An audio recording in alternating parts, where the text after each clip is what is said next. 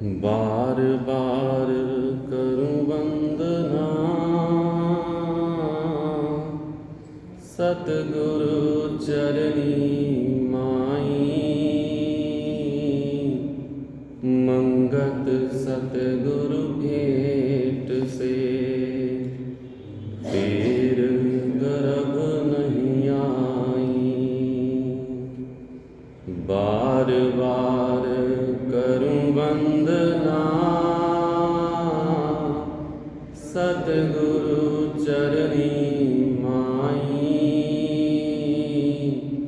मंगत सतगुरु भेंट से फिर गर्भ नहीं आई।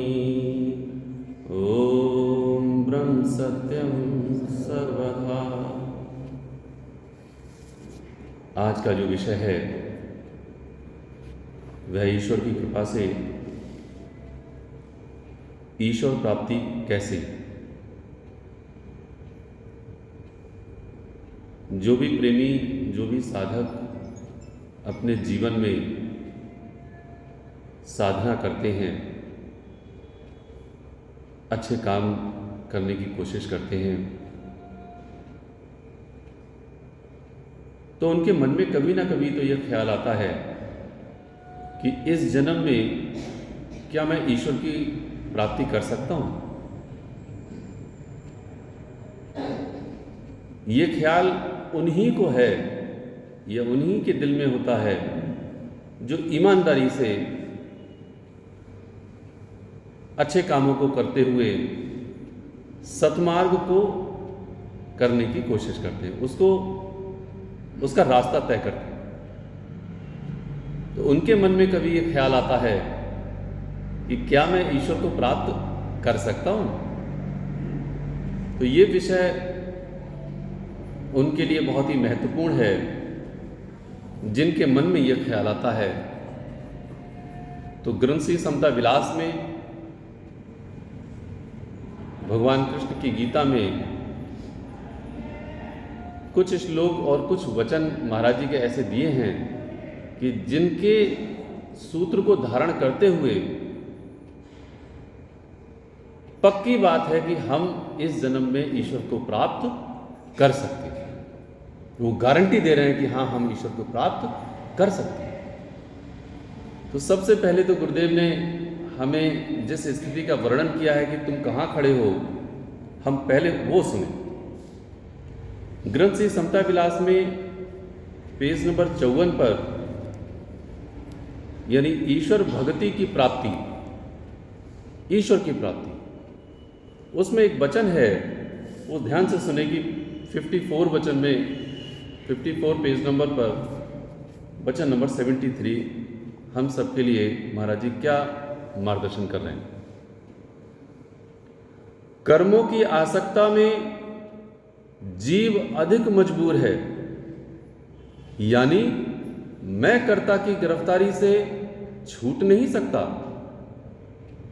सुख दुख, ग्रहण त्याग, लाभ हानि, खुशी गमी, मित्र शत्रु आदि द्वंद्व विकार में अधिक आसक्त होकर अधिक दुखी रहता है।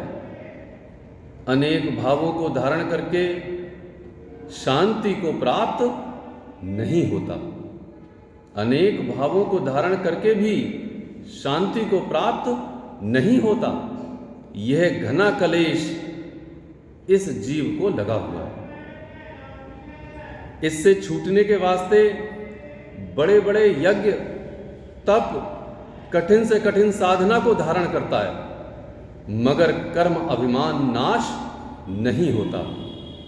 कर्मों के अनुसार ऊंच नीच जूनी को भी प्राप्त होता रहता है, परंतु निःकर्म अवस्था जो परमानंद धाम है उसको प्राप्त नहीं हो सकता।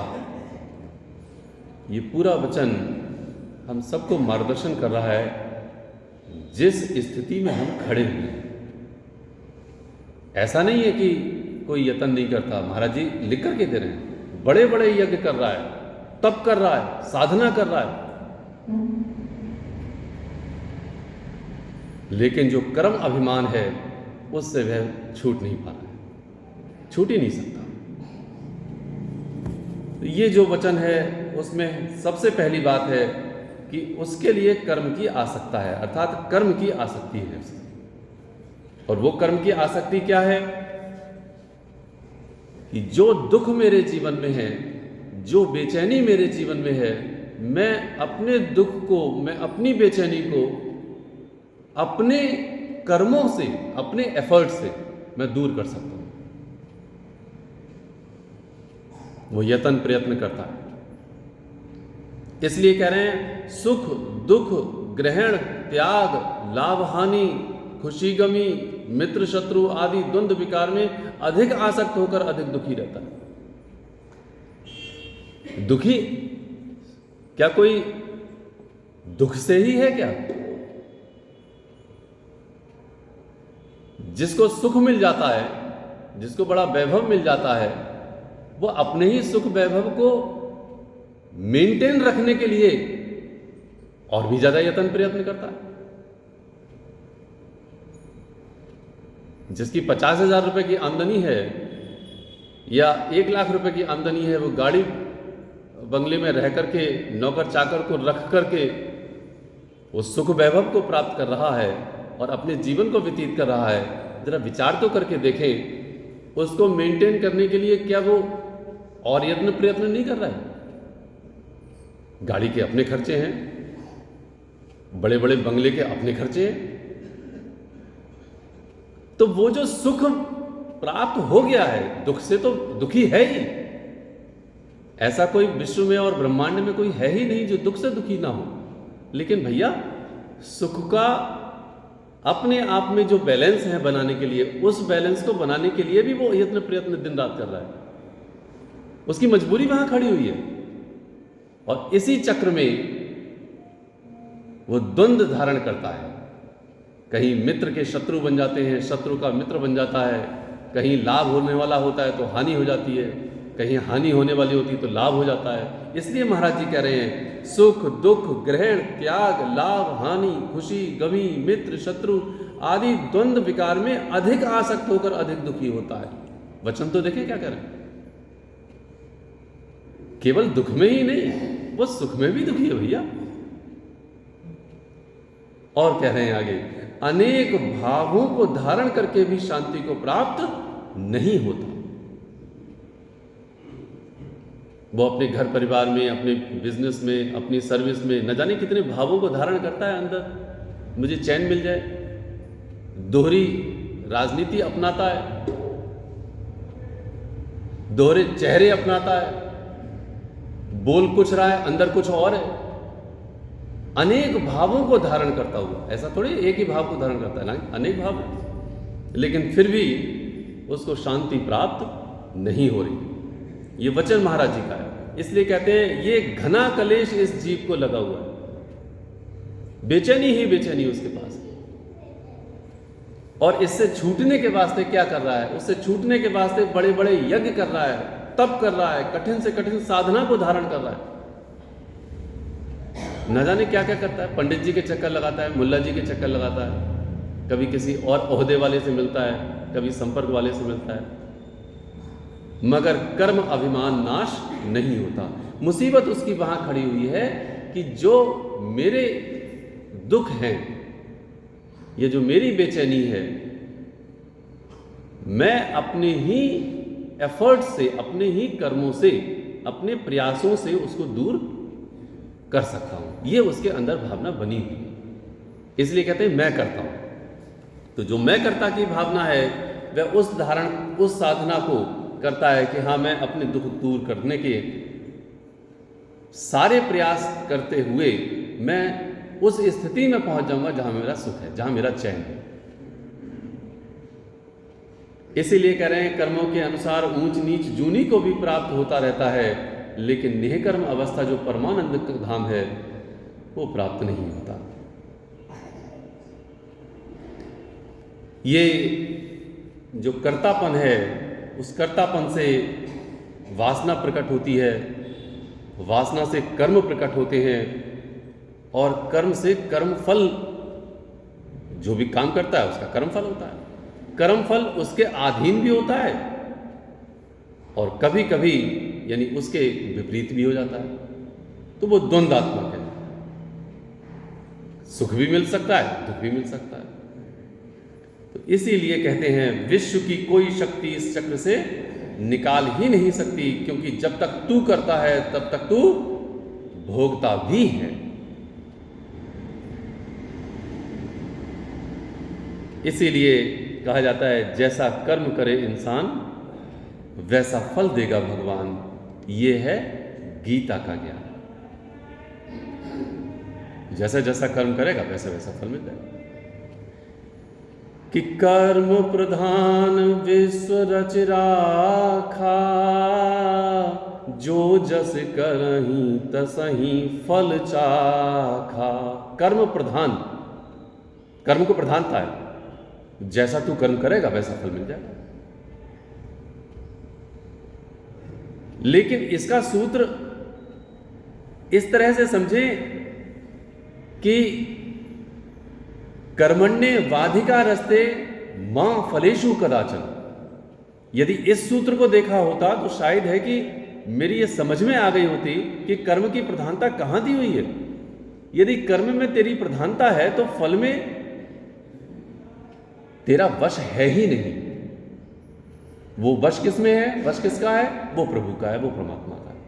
मैं फल को पहले अपने अंतर में धारण करता हूं कि ये फल प्राप्त करने के वास्ते मैंने कर्म करना है।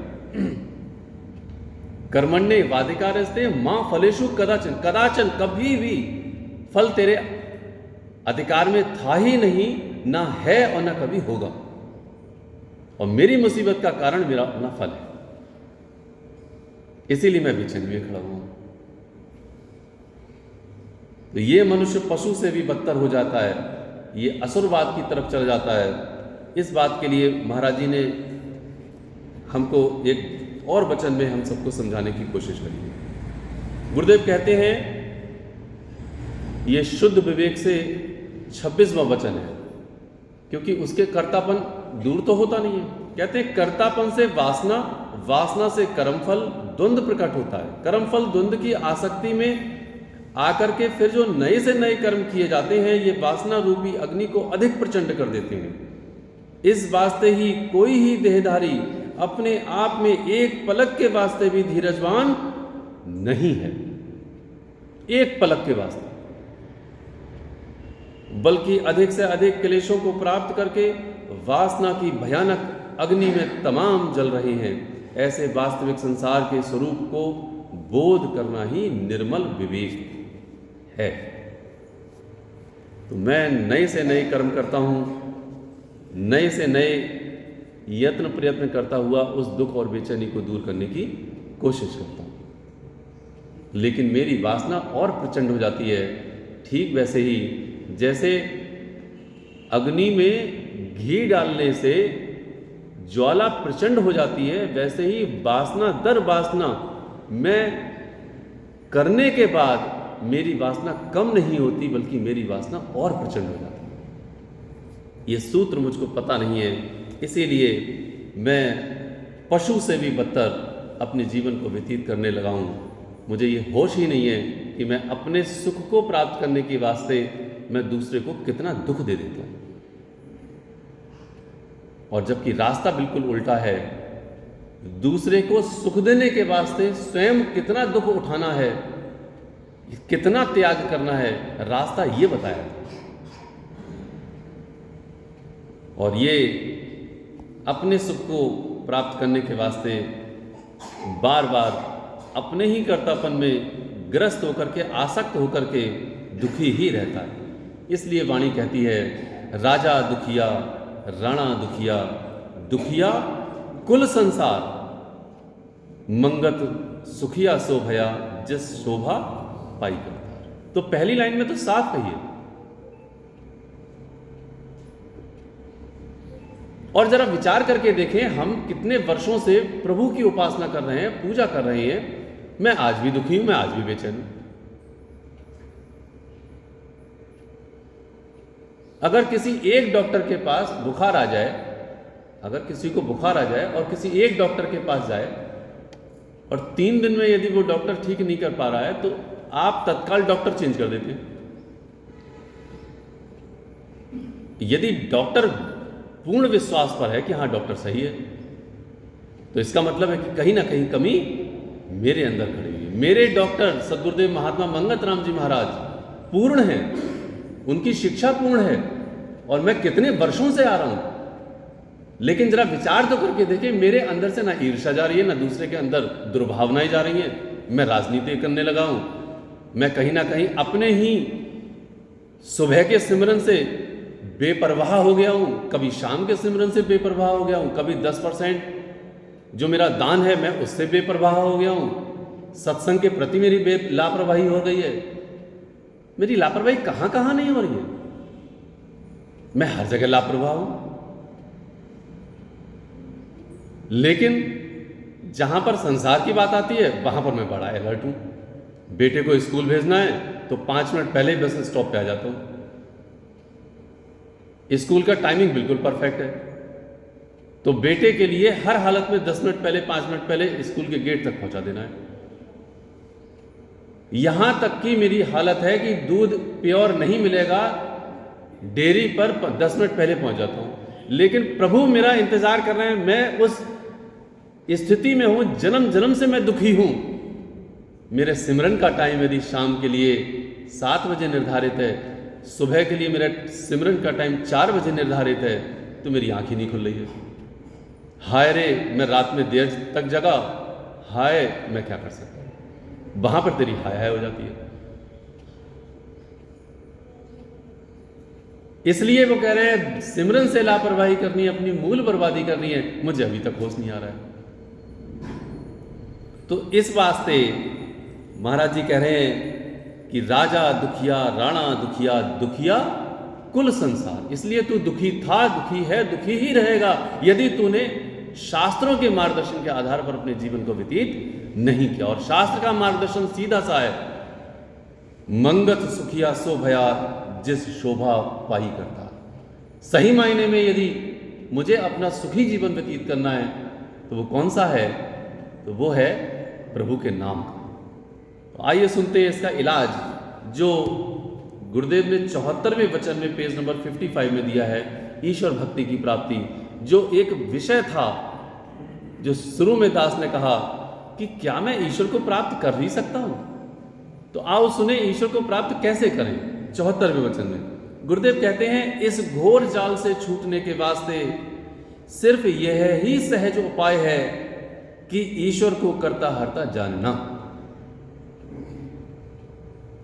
निश्चय करके सत्सिमरण धारण करना, हर घड़ी हर लम्हा कर्मों का होना और न होना सब ईश्वर की आज्ञा में देखना। मन की वृत्तियों को एकाग्र करके अपने अंतर विखे सत स्वरूप का ध्यान करना। जिस वक्त ऐसा अभ्यास परिपक्व हो जाता है उस वक्त बुद्धि सत स्वरूप को अंतर विखे अनुभव कर लेती है और अधिक प्रेम को धारण करके उसी में लीन हो जाती है। उस वक्त कर्म जाल अभाव हो जाता है और निष्कर्म स्वरूप ब्रह्म शब्द प्राप्त होता है, वह ही समता शांति है। अब इसमें एक एक लाइन, एक एक शब्द के लिए अगर हम समझें तो वहाँ पर हमको पता चलेगा सूत्र यही है। मैं सूत्र को नहीं अपना रहा हूँ, इसीलिए मैं बेचैनी में खड़ा हूँ। गुरुदेव कह रहे हैं ये जो घोर जाल अभी अभी इससे ठीक ऊपर वाले वचन में हमने सुना, जहाँ मैं पूरी तरह से आसक्त ही हूँ, मैं कर्ता बन करके मैं सभी कर्मों में आसक्त हूँ और उसके द्वंद्व फल में मैं गिरफ्तार हूँ। तो इस घोर जाल से छूटने के वास्ते एक सहज उपाय है भैया, कठिन उपाय नहीं है। ये लिखित रूप में बात है, सहज उपाय है। क्या सहज? ईश्वर को करता हरता जानना। सबसे पहली लाइन ये, तू करता तू हरता सर्व तेरी आज्ञा। केवल एक ही ईश्वर है, सर्व जगत का कर्ता। जानो एक भगवान, आप अकर्ता हो रहो, यही सार है। वाणी में भी वही बात आ रही है और इस वचन में भी वही बात आ रही है। लेकिन भैया करता मैं बन जाता हूँ। मैं अपनी बेचैनी को दूर करने के लिए अपना ही एफर्ट करने लगता हूँ। लेकिन तेरे एफर्ट से कुछ नहीं होगा, तेरे प्रयासों से, तेरे कर्मों से कुछ नहीं होगा, बल्कि जो तेरे प्रारब्ध में लिखा है वही होगा। सही मायने में तुझे करना ये था कि अपना सारा का सारा जीवन चक्र प्रभु के हवाले कर देना था। तुझे प्रभु का सिमरन करना था, क्योंकि ये जन्म ही प्रभु के वास्ते मिला है। मानुष जन्म सफल होवे, प्रभु दाता चित आए। प्रभु के सिमरन कारने ये मान दुर्लभ जीवन पाए। तो तेरा जीवन तो प्रभु के सिमरन के वास्ते मिला था, और तू उल्टे चक्र में अपने ही दुख को दूर करने के लिए, अपने आप को मेंटेन करने के लिए जीवन को खपा रहा है। तो तूने दुर्गत तो अपने आप स्वयं की हुई है, और फिर बेचैन हो रहा है, फिर दुखी हो रहा है, फिर मत्था टेक रहा है दूसरे के आगे, फिर रो रहा है, फिर बिलख रहा है। इसलिए कहते हैं निश्चय करके सत सिमरण धारण करना, हर घड़ी हर लम्हा कर्मों का होना और न होना सब ईश्वर आज्ञा में देखना। राम भरोसे बैठकर जग का मुजरा देख, ये गोस्वामी तुलसीदास जी का कि राम भरोसे बैठ करके, झरोके में बैठ करके इस जगत का सारा मुजरा देख। तेरे वश में कुछ नहीं है, करने वाला केवल ईश्वर है और कोई भी नहीं सकता। जो हो रहा है और जो होना है। लेकिन मुझको ये बात समझ में नहीं आ रही।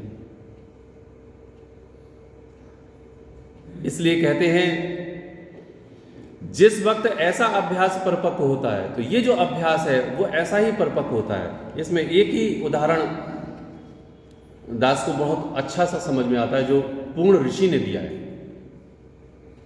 पूर्ण ऋषि सदगुरुदेव महात्मा मंगत राम जी महाराज ऐसे ही रामकृष्ण परमहंस हुए।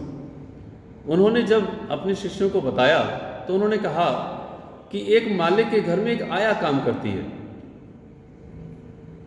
और वो आया मालिक के बच्चों को खिलाती है, पिलाती है, झाड़ू पोछा लगाती है, और बिल्कुल परफेक्ट काम करती है। अगर बच्चा रोता है तो स्वामी रामकृष्ण परमहंस कहते हैं कि वो आया अपने बच्चे की तरह अपने सीने से लगा करके उसे छुपाती है। ओ मुन्ना, ओ लल्ला, चुप हो जा, और वो चुप हो जाता है। लेकिन उसके हृदय में एक निश्चय पक्का है, क्या ये मुन्ना मेरा नहीं है, ये घर, ये वार, ये जितने भी संबंध यहां हैं इस घर से, ये भी मेरे नहीं है। मेरा लल्ला मेरे घर पर इंतजार कर रहा है। इस सारे के सारे कामकाज को निपटा करके वो कहां जाता है, जाती है आया, वो अपने घर जाती है और अपने लाल को अपने सीने से लगा लेती है। ठीक उसी प्रकार से ये सारा संसार, ये सारा जगत तेरा ना था ना है, तेरा तो केवल ईश्वर है, परमेश्वर है, जो तेरे दुख को दूर कर सकता है। तो एक बार महाराज जी से भी प्रश्न पूछा, महाराज जी आप कहते हैं हर समय सिमरन करें, हर समय सिमरन कैसे हो सकता है? महाराज जी कह रहे हैं हर समय सिमरन ठीक है, नहीं हो सकता, लेकिन हर पल हर क्षण ईश्वर के नाम का जो वक्त है, मेरी कशिश वहां तक पहुंचनी चाहिए कि अब मेरे लिए ये सारा का सारा झंझट हटे और मैं शाम को प्रभु से मिलाप करूं, मैं मंत्र का जाप करूं।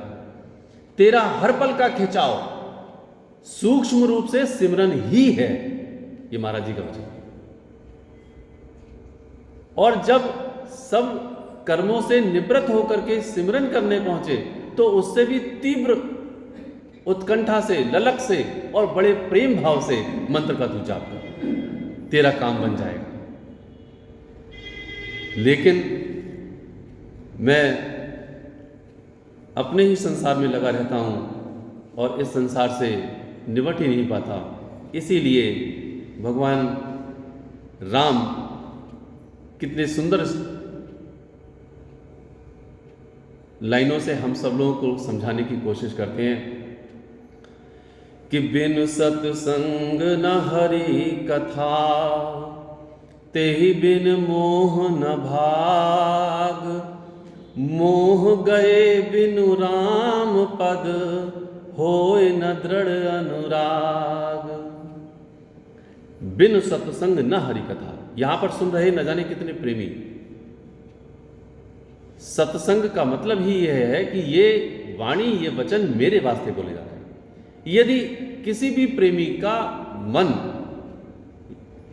यहां से हट करके घर परिवार में चला गया, उसके सर्विस या बिजनेस में चला गया, तो ये जो सतवाणी है और जो सतवचन है वो उसके हृदय में नहीं आएंगे।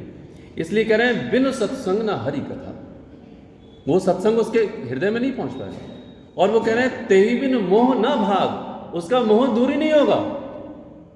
वो एक बार नहीं बैठे, 10 बार, एक बार ही नहीं 10 बार बैठे, 100 बार बैठे, 50 साल तक बैठा रहे, जब तक उसके हृदय में वो सत्य यानी वो वचन अंदर हृदय में तीर की तरह जाके नहीं लगेगा, तब तक उसका मोह भागेगा कैसे। इसलिए कहते हैं तेहि बिन मोह न भाग, और मोह गए बिन राम पद, होय न दृढ़ अनुराग। मोह के बगैर गए हुए उसका प्रभु से दृढ़ अनुराग होगा ही नहीं, तू कुछ भी क्यों ना कर ले। और जिसका परमात्मा से दृढ़ अनुराग हो जाता है, उसकी हालत ऐसी हो जाती है। महाराज जी कहते हैं कि संसार में रहने का तो महाराज जी ने पूरा नियम बनाया, लेकिन उनका मन हमेशा उचाट ही रहता था। पीर ख्वाजा जंगल में जाते ही रहते थे। माँ तुम सोती क्यों नहीं, वो पीर ख्वाजा के जंगल में चले जाते थे। माँ राह बांट रही है लाइंटेन लेकर के, और बेटा अपनी ही धुन में मस्त है। वो प्रभु के नाम के सिमरन में हमेशा ही मस्त रहते थे। इसलिए वो कहते थे प्रेमी अंदर आनंद की बाढ़ आई हुई है, वहां बाढ़ आ रही है और मैं सूखा हूं, मैं उनका शिष्य होकर के मैं सूखा हूं, मैं निर्बल हूं। ये कि मेरे दुर्भाग्य की बात है। इसलिए हम इस सभी विज्ञान को, पूरा जो विज्ञान है ईश्वर भक्ति का, इस पूरे विज्ञान को हम समझें, और समझ करके हम समझें कि मिले न रघुपत बिन अनुरागा, किए जोग तप ज्ञान विज्ञान। कि मिले न रघुपत बिन अनुरागा, बिना अनुराग के रघुपत अर्थात ईश्वर मिलते ही नहीं है। किए जोग तप ज्ञान विराग। इसलिए जो ज्ञान, विराग, जोग, तप, ये सब करो। और कैसे करो? मोह को दूर भगा करके उसके बाद करो। मोह के साथ अगर हम ये सब काम करते रहे कि मेरा संसार भी बना रहे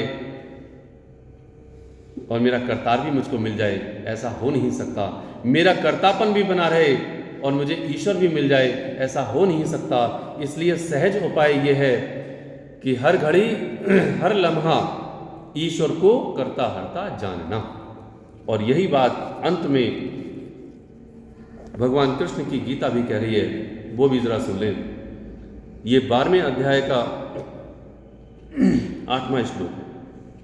कहते हैं मयि एव मनः आधस्त्वस मयि बुद्धिम निवेशया, निवश्यसि मयि एव अतः ऊर्ध्वम न संशया। हे अर्जुन, मुझ में मन को लगा, मुझ में ही बुद्धि को लगा, इसके उपरांत तू मुझ में ही निवास करेगा, इसमें कुछ भी संशय नहीं है। ये सूत्र की तरह भगवान कृष्ण ने कहा कि तू मुझ में मन को लगा, तू मुझ में बुद्धि को लगा। कहने का मतलब ये है, तू करता, तू हरता, सर्व तेरी आज्ञा। जो कुछ हो रहा है, जो कुछ हो चुका है, जो कुछ होने वाला है, ये सब कुछ ईश्वर के अधीन है। ये सृष्टि ईश्वर की है। इसलिए सहज सूत्र के लिए हम समझें। और पक्की बात है, ईश्वर जरूर हमें प्राप्त होगा। ईश्वर की प्राप्ति हमें निश्चित रूप से होगी, जो परम धाम है, जो समता का धाम है, जो निहि कर्म अवस्था है। और सूत्र को प्राप्त करके हम सब ईश्वर को प्राप्त करें। ओम ब्रह्म सत्यम सर्वदा।